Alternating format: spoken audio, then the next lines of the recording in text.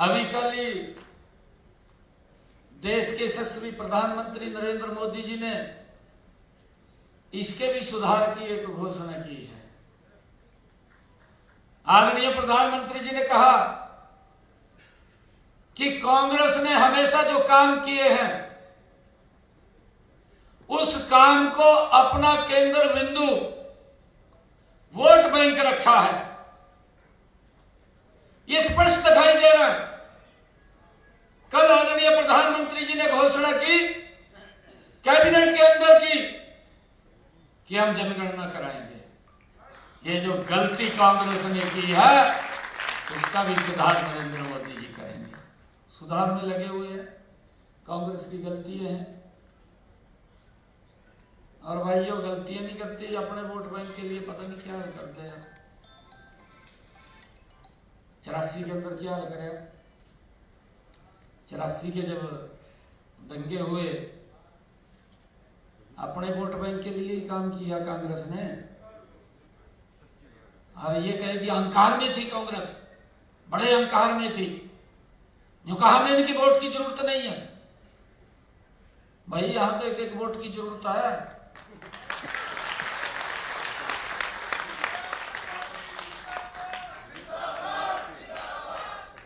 जरूरत है नहीं है। हम तो दिन रात एक एक घर में जा नहीं जा, वोट बैंक के लिए जाते हैं, सरकार की नीतियों के लिए जाते हैं, सरकार की योजनाओं का लाभ मिले इसलिए जाते हैं, लोगों को जागरूक करने के लिए जाते हैं। 84 के अंदर क्या कत्लेआम किया, एक वोट बैंक को अपने को सुरक्षित करने के लिए। अरे एक वर्ग को ही दांव पर लगा दिया। ये कांग्रेस की कितनी गलत नीतियां हैं भाइयों, इस बात को हमने समझना होगा। कांग्रेस लगातार अब तो इसका भाई खत्म हो लिया मामला, अब नहीं बचा कुछ भी। इविन के आदमी और जैसे ग्रुप या कह दे ना कि दूसरा रूप बदल का है क्या, इस तरह इव हमने समझना होगा। एक दूसरे रूप में केजरीवाल है गया पहली आदमी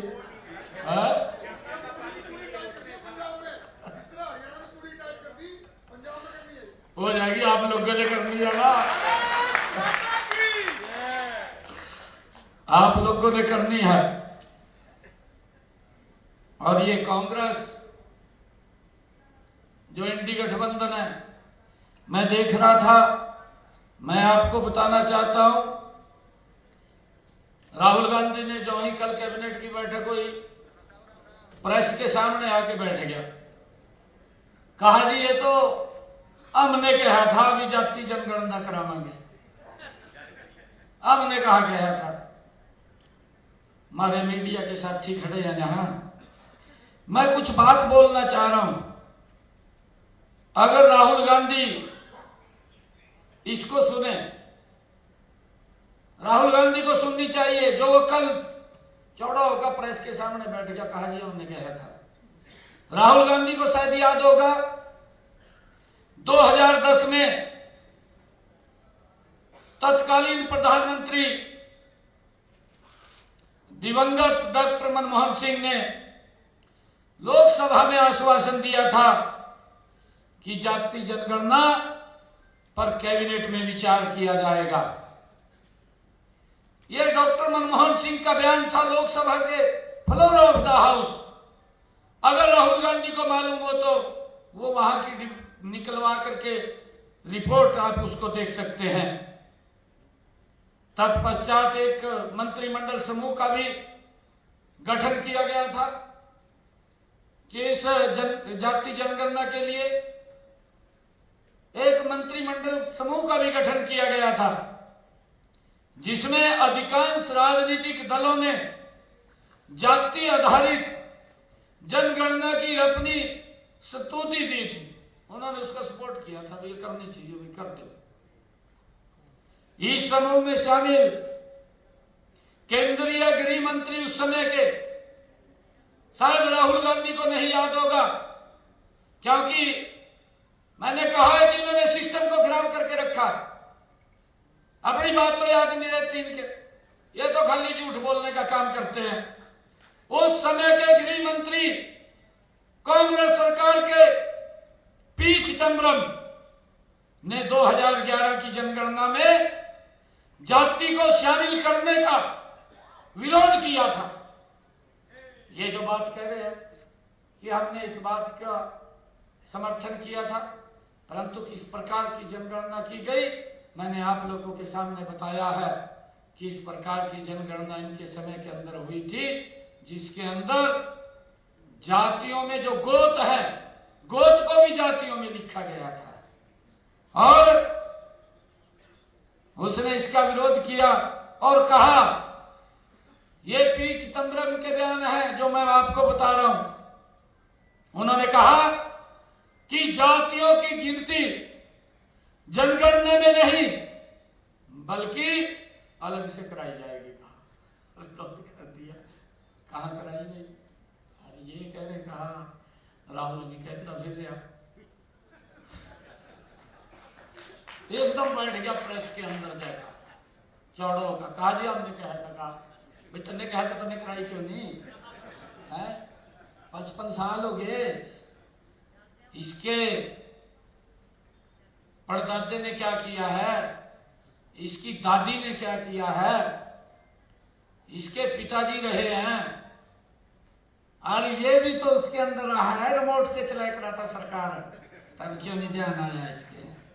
ये बोल रहा है, ये खाली झूठ बोलते हैं सुबह से लेकर के शाम तक। और मैं तो धन्यवाद करता हूं देश के यशस्वी प्रधानमंत्री नरेंद्र मोदी जी को इस ऐतिहासिक निर्णय के लिए, जो कल उन्होंने अपनी कैबिनेट की बैठक में ऐतिहासिक निर्णय लिया कि हम जाति जनगणना कराएंगे। मैं आदरणीय प्रधानमंत्री जी का दिल से धन्यवाद करता हूं, उनको हार्दिक बधाई देता हूं, उनको साधुवाद देता हूं। और मुझे ये भी विश्वास है कि इसका भी बड़ा समाधान ठीक प्रकार का निकलेगा, जिससे हर वर्ग को, हर व्यक्ति को इसका लाभ मिलेगा। मैं आदरणीय प्रधानमंत्री जी को बहुत बहुत बधाई देता हूं। और मित्रों, चाहे जनगणना की बात हो और चाहे मैंने जम्मू कश्मीर के अंदर की बात बताई, चाहे नॉर्थ ईस्ट की बात बताई, चाहे विकास की बात ले लीजिए, भाई 55 साल थोड़े तो नहीं होंगे। 55 साल 60 साल में तो सरकार रिटायरमेंट कर दे व्यक्ति को, कर दे नहीं करते हैं? रिटायर कर देती है। ये तो रिटायर नहीं हुए, देश के लोगों ने रिटायर कर दिया, अभी हम अपने घर आ जाओ, खड़ा कुछ काम नहीं है। ईवोर नहीं कुछ फंसा। कांग्रेस ने आज तक जीते जी भी,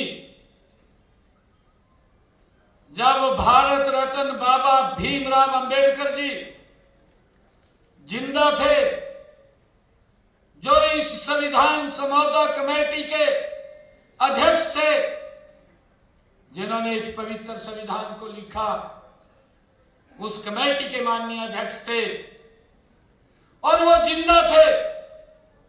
कांग्रेस पार्टी ने बाबा साहब के जीता रहते हुए कभी भी उसका सम्मान नहीं किया, मरने के बाद भी उसको जीते जी भी अपमान करने का काम कांग्रेस ने बाबा साहब का किया है, और उनके मरणोपरांत भी बाबा साहब का लगातार कांग्रेस अपमान कर रही है। आप सबको मालूम है, आप सबको मालूम है, किसी भी संवैधानिक संस्था का कांग्रेस ने आज तक सम्मान नहीं किया है। ये तो राज्य फिर बेचारे आज भी कहा भी प्रधानमंत्री आए, थारा तो मैं उतर लिया काम नहीं, ये भी नहीं आते हैं।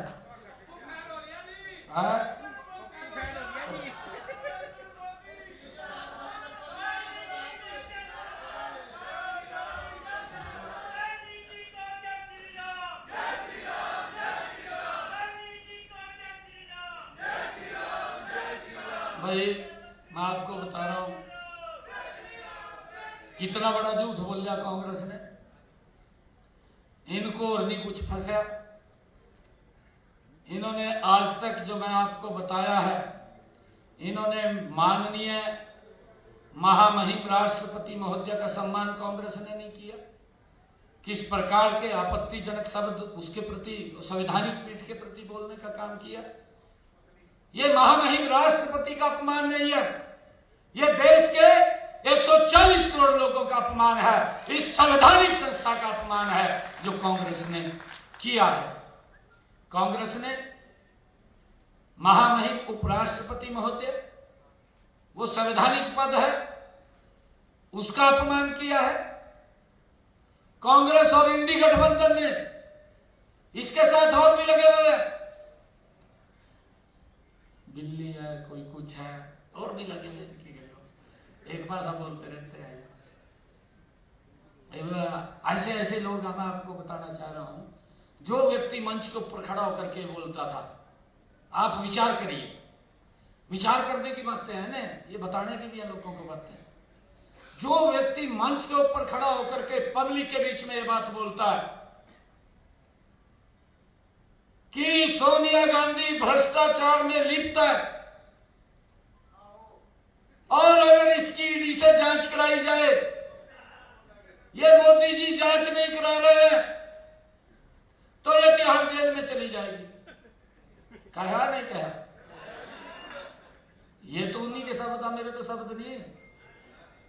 अरे क्या है, जो आदमी जिसनु भ्रष्टाचारी कह रहा, पार्टी नो जिस पार्टी नु भ्रष्टाचारी कह रहा, उसकी गेल जाकर समझौता कर लिया।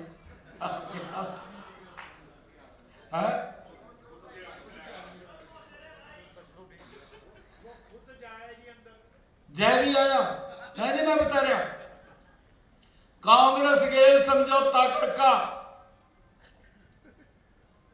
और दोनों ने मिलकर मेरे खिलाफ कुरुक्षेत्र में प्रत्याशी तार दिया। तारा नहीं तारा। मैं तो धन्यवाद करता हूं कुरुक्षेत्र के लोगों का, पानी पिला के दिया कांग्रेस ने,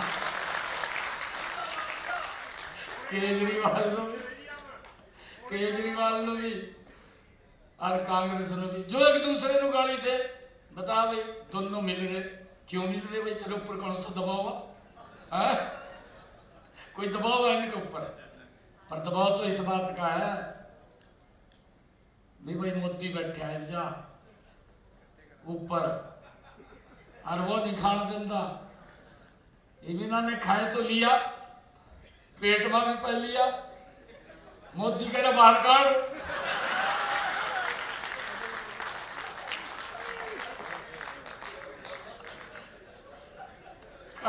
कहा नहीं कहा,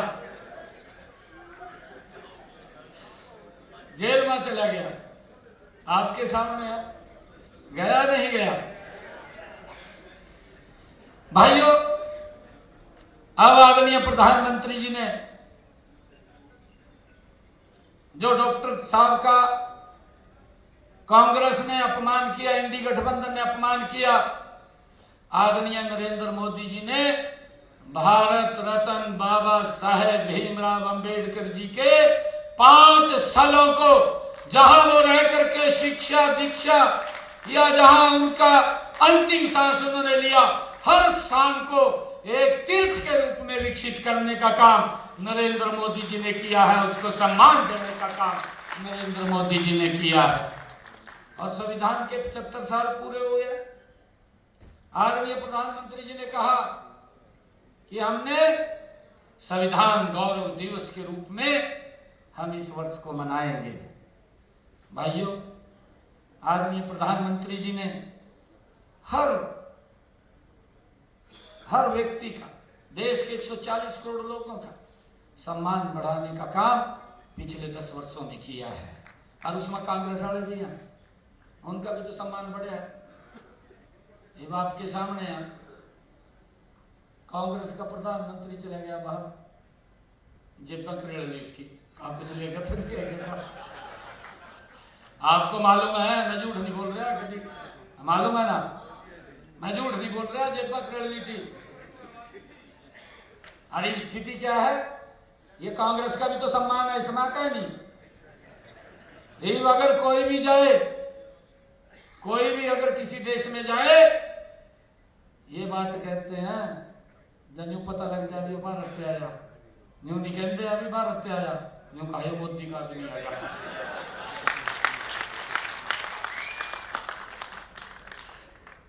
ये सम्मान मिला है, ये कांग्रेस के लोगों को भी सम्मान दिलवाने का काम नरेंद्र मोदी ने किया है, पर विरोध कर रहे हैं। नहीं और कुछ फंसा, राहुल गांधी ने वो बाबा साहब का संविधान फंस गया, कहा अगर तीसरी बार रह गया, कहा संविधान को खत्म कर देगा। आपके सामने लोग भी बात माजा बोले आदमी है कि अब तक करो देगा। परंतु पिछले 10 वर्षों में मैं आपको बताना चाहता हूं, इस संविधान के अनुरूप, इस संविधान के एक एक उंगली रख करके लाइन के अनुसार ये देश चल रहा है। देश के किसी व्यक्ति को कोई दिक्कत समस्या नहीं है। ये देश संविधान, इस पवित्र संविधान के अनुरूप चल रहा है। ये संविधान खत्म नहीं होगा, परंतु कांग्रेस को खतरा ये हो गया कि कांग्रेस पार्टी खत्म हो गई है, कि कैसे कांग्रेस पार्टी को बचाया जाए, कैसे बचाया जाए। झूठ का सहारा लेकर के, संविधान की बुक उठा करके भाइयों लाले पुए दिए थे, हमारे को भी यहाँ से लोकसभा में पुए दिए थे, नहीं पुए दिए थे। हम तो कह रहे थे मैं 10 की 10 आपांगे, वो 5 रहेगी। अलीना ने और फिर गुंडियां खोल ली कांग्रेस वाला ने, कहा जी बस बने पड़े, कहा तो सब तो लेनी आगा। मैं ले लो भाई सब, तब नहीं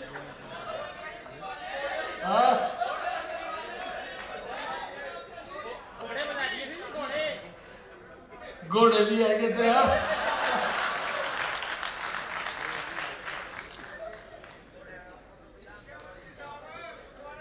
आदरणीय प्रधानमंत्री जी, अभी लोकसभा के अंदर जो इनकी गलतियां थी, इन्होंने वक्फ अधिनियम जो हड़बड़ाहट के अंदर पास किया, 2013 के अंदर ये लोकसभा में लेकर के आए, ये कांग्रेस के लोग, इंडी गठबंधन के लोग लेकर के आए। इन्होंने ये नहीं देखा कि इस अधिनियम से मुस्लिम समाज का ही नुकसान हो रहा है, देश का भी नुकसान हो रहा है। इन्होंने तो अपना वोट बैंक सुरक्षित रखना था, और ये हड़बड़ाहट के अंदर ला करके उसको पेश कर दिया। उसका बड़ा नुकसान वो मुस्लिम समाज को भी, मुस्लिम समाज में जो गरीब व्यक्ति है उसको भी इसका नुकसान हुआ है। परंतु मोदी जी ने अभी जो वक्फ अधिनियम संशोधन 2025 लेकर के लोकसभा में आए, उसका सुधार नरेंद्र मोदी जी ने किया है। मुझे खुशी है, मैं माननीय प्रधानमंत्री नरेंद्र मोदी जी के जो उनके दिशा निर्देश में ये वक्फ कानून की कमियों को दूर करने के लिए इसमें उन्होंने संशोधन किया है। मैं इसके लिए आदरणीय प्रधानमंत्री जी का दिल से धन्यवाद करता हूं, आप सबको बहुत बहुत साधुवाद देता हूं। माननीय प्रधानमंत्री जी की जो सोच, माननीय प्रधानमंत्री जी ने जो इस दिशा के अंदर जिस सोच के आधार के ऊपर ये काम किया है, यह अधिनियम सबका साथ, सबका विकास, सबका विश्वास और सबके प्रयास के विजन को साकार करने की दिशा में एक महत्वपूर्ण कदम है।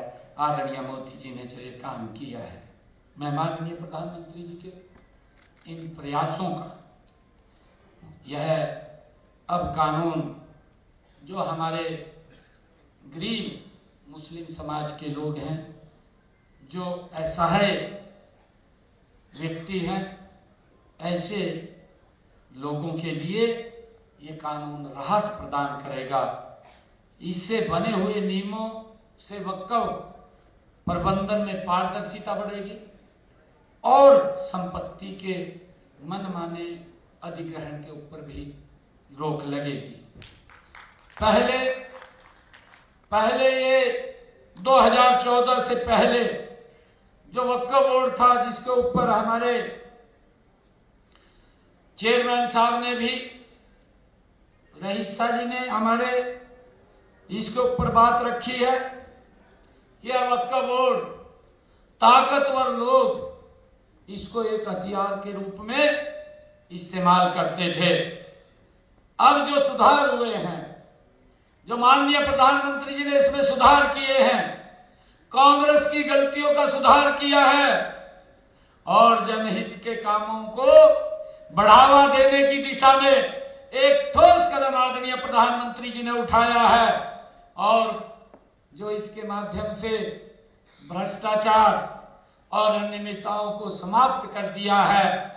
अब वक्फ संपत्तियों का उपयोग गरीब, महिला और समाज के वंचित वर्गों के कल्याण के लिए ये उपयोग किया जाएगा। अब मुस्लिम समाज के अंदर जो गरीब है, जो महिला है और जो वंचित है, ऐसे वर्ग के लिए इन संपत्तियों का उपयोग किया जाएगा ताकि उनको भी आगे बढ़ाया जा सके। यह अधिनियम हमारे जो कमजोर वर्गों को एक नया जीवन देने का काम, ये वक्फ अधिनियम 2025 ये जो अमेंडमेंट किया है, इसके माध्यम से उन लोगों को इसका लाभ मिलेगा। मुझे खुशी है कि ये जो इस अमेंडमेंट आया है, जो ये अधिनियम पास हुआ है, इससे बोहरा, अहमदिया और पसमानदा मुसलमानों के अधिकारों की सुरक्षा ये वक्फ अधिनियम करेगा। इससे आदिवासियों के अधिकारों की भी सुरक्षा होगी। यही नहीं, पुरातत्व विभाग द्वारा सुरक्षित स्मारक अब वक्फ के दायरे से बाहर होंगे। ये भी इसमें प्रावधान किए गए हैं। इससे महिलाओं के अधिकारों की सुरक्षा होगी, क्योंकि नए कानूनों में महिलाओं को पुरुषों के समान अधिकार दिए गए हैं, क्योंकि पहले महिलाओं को इसमें अधिकार नहीं थे, अब इसके अंदर अधिकार दिए गए हैं। अब वक्फ बोर्ड में भागीदारी दी गई है, महिलाओं को भी वक्फ बोर्ड के अंदर भागीदारी दी गई है, साथ ही वक्फ संपत्ति में उसका अधिकार भी सुनिश्चित किया गया है। ये भी इसके अंदर प्रावधान किया गया है। और इसमें इस वक्फ अधिनियम के अंदर जो विडोज महिलाएं हैं, तलाकशुदा महिलाएं हैं और अनाथों, जिनके माँ बाप ऑर्फन्स हैं, जिनके माँ बाप नहीं रहते, चले जाते हैं, उनको, अनाथों के भरण पोषण को भी इस अधिनियम के अंदर शामिल किया गया है, ताकि उनको भी इसके माध्यम से लाभ मिल सके और वो भी इसके अंदर आकर के लाभ उठा सके। नए कानून के जमीन जो माफिया थे, इस नए कानून के बनने से जो जमीन माफिया थे, भ्रष्टाचारियों और तुष्टीकरण की राजनीति करने वालों में जब ये अधिनियम आया तो एक बड़ा उनके अंदर हड़कंप मच गया। कहा भाई ये क्या कर दिया, मोदी जी ने ये क्या कर दिया। मोदी जी ने तो उनकी दुकानदारी बंद कर दी, ये उनको तो पीड़ा हो रही थी। जो गरीब व्यक्ति है, जो मेहनत करता है, मेहनत करके अपने परिवार का जीवन बसर करता है, उसको तो मालूम ही नहीं था इसका लाभ हमें मिलता। कुछ लोगों को, चंद लोग ही थे, उन लोगों को ही इसका लाभ मिलता था। अब गरीब लोगों को भी इसका लाभ मिलना शुरू हो जाएगा।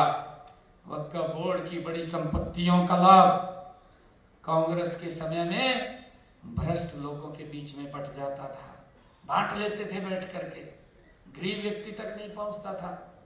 वो तो खाली वोट बैंक के लिए इनको इस्तेमाल करते थे कि वोट दे दें, डरा देते थे भाई बीजेपी आएगी वो खा जाएगी, ये कांग्रेस नो खाएगी। आपके सामने है, कांग्रेस कहां बची? दिल्ली के अंदर भी नॉट आउट, तीसरी बार खाता नहीं खुला, 0 आउट होगी या नहीं होगी? और हरियाणा में स्थानीय निकाय के चुनाव हुए, 0 पे आउट होगी, खाता ही नहीं खुला। हरियाणा प्रदेश के लोगों ने भी निकाल दिया।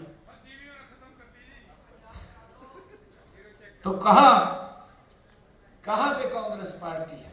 कांग्रेस की नीति गलत रही है और कांग्रेस लगातार झूठ फैला करके, झूठ बोल करके, लोगों को बरगला करके वो अपना वोट बैंक सुरक्षित करती रही है। इसके माध्यम से जो ये वक्फ बिल आया है, जो हमारा वक्फ ट्रिब्यूनल के आदेशों के खिलाफ उच्च न्यायालय में अगर किसी को कोई आपत्ति हो, इसके माध्यम से 90 दिनों के भीतर अपील करने का भी प्रावधान है कि अगर किसी के साथ कोई अन्याय हो रहा है तो वो न्यायालय के अंदर भी अपील कर सकता है। इसका भी प्रावधान इसमें किया गया है। इससे न्यायिक प्रक्रिया में पारदर्शिता और न्याय संगतता वो बढ़ेगी। इसका लाभ गरीब व्यक्ति को मिलेगा। अगर किसी को लाभ नहीं मिल रहा, ये पहले तो बड़े बड़े आदमी बांट कर खा जाते थे इसको, पर अब तो बांटना बंद हो गया ना उनका। जब दुकानदारी बंद होगी तो जो कहेंगे भी गलत हो गया। अगर किसी गरीब व्यक्ति को, किसी गरीब मुस्लिम समाज के व्यक्ति को लाभ नहीं मिला तो कोर्ट में जाकर के अपना लाभ ले सकता है। ये प्रावधान इसके अंदर किया है, उसको मिल सकता है। वक्फ संपत्तियों के सर्वेक्षण की जिम्मेवारी कलेक्टर या उसके द्वारा नामित डिप्टी कलेक्टर स्तर के अधिकारियों को सौंपी गई है। इससे सर्वेक्षण प्रक्रिया में जो दक्षता आएगी, कोई भेदभाव नहीं होगा। वक्फ संपत्तियों के स्वामित्व की पुष्टि के लिए भी सरकारी भूमि को स्पष्ट किया गया है। इससे विवादों का समाधान आसानी से होगा, कोई विवाद नहीं होगा। ये लगातार गुमराह करते रहते हैं, बोलते रहते हैं, झूठ फैलाते रहते हैं। क्योंकि आज हमारे अल्पसंख्यक मोर्चा के सभी पदाधिकारी यहाँ पर आए हैं। मेरा आप लोगों से आग्रह ये है कि भाई समाज के अंदर जाकर के उनको बताने का काम करें, उनको जागरूक करने का काम करें कि ये सरकार आपके हितों की सरकार है। मैं आपको ये भी बताना चाहता हूँ, कांग्रेस ने तो आज तक कुछ नहीं किया। 10 साल हो गए हैं भाई, भेदभाव नहीं है कहीं भी। अगर गैस का सिलेंडर किसी गरीब हिंदू परिवार के घर में जा रहा है तो भाइयों वही गैस का सिलेंडर गरीब मुस्लिम परिवार के अंदर भी जा रहा है, कोई भेदभाव नहीं। परंतु इनके समय के अंदर तो किस प्रकार के भेदभाव होते थे, किस प्रकार से लोगों को बांटने का काम कांग्रेस पार्टी करती थी। परंतु अब ये बांट नहीं पाएंगे, इनकी दुकानदारी बंद हो गई है। हमने जो इस बिल के अंदर कहा गया है कि राज्य सरकारों को वक्फ की संपत्तियों के सर्वेक्षण में तेजी लाने के लिए भी उनको प्रोत्साहित किया गया है। इससे संपत्तियों की पहचान और उनके प्रबंधन में सुधार होगा। नहीं तो कई बार तो अभी भी नहीं पता है कहाँ वक्फ की लैंड पड़ी है, उसी का ध्यान नहीं है। ध्यान भी कैसे हो, कईया ने तो अपनी कोठियां बना ली वक्फ की जमीन में। ये गरीब आदमी को कहाँ मिलेगा, और 5-4 किले उसमें रखे, ये भी पता लगेगा। ये उनको तो पीड़ा होगी भी, तन्ने भाई 5 किले में कोठी बना रखी है, कनाल में भी बन जा, तो कनाल में बना लिए, बाकी तो उसके नाम कर दे। ये पीड़ा तो वो है, पीड़ा और कोई नहीं है। आप सबका मैं दिल से धन्यवाद करता हूँ कि आप लोग आज इस वक्फ संशोधन अधिनियम 2025 के इस कार्यक्रम में आप लोग आए हैं। मैं आप सबका दिल से धन्यवाद करता हूं और आप लोगों से पुनः अपील करता हूं कि आदरणीय मोदी जी ने जो ये वक्फ बिल लेकर के आए हैं, ये देश के हित में है, समाज के हित में है और हर व्यक्ति को इसका लाभ मिले, गरीब व्यक्ति को भी इसका लाभ मिले, इसको हित में ध्यान में रखते हुए ये बिल वो लेकर के आए हैं। मैं आप सबका आज इतनी संख्या में आप लोग आए हैं, दिल से बहुत बहुत धन्यवाद करता हूँ। इन्हीं शब्दों के साथ एक जोरदार जयकारे के साथ भारत माता के, भारत माता के, वंदे वंदे। बहुत बहुत धन्यवाद आप। चलिए बड़ी खबर आपको बता दें, मुख्यमंत्री नायब सैनी को आप सुन रहे थे। पंचकुला में वक्फ सुधार जन जागरण अभियान सम्मेलन में मुख्यमंत्री नायब सैनी ने कहा इसमें वक्फ सुधार को लेकर के जन जागरण की आवश्यकता है। कांग्रेस पर सीएम सैनी ने जमकर हमला बोला। पंचकुला में वक्फ सुधार जन जागरण अभियान सम्मेलन में मुख्यमंत्री नायब सैनी को आप सुन रहे थे। सम्मेलन में बोले सीएम नायब सैनी। सीएम ने कहा कांग्रेस तुष्टीकरण की राजनीति करती आई है। कांग्रेस का ध्यान विकास की तरफ कभी नहीं था, सिर्फ तुष्टीकरण की राजनीति हुई है। कांग्रेस का ध्यान कुर्सी की तरफ था। सीएम नायब सैनी ने कहा कांग्रेस ने विकास की राजनीति कभी नहीं की। देश में 55 साल तक कांग्रेस पार्टी का खेल चलता रहा।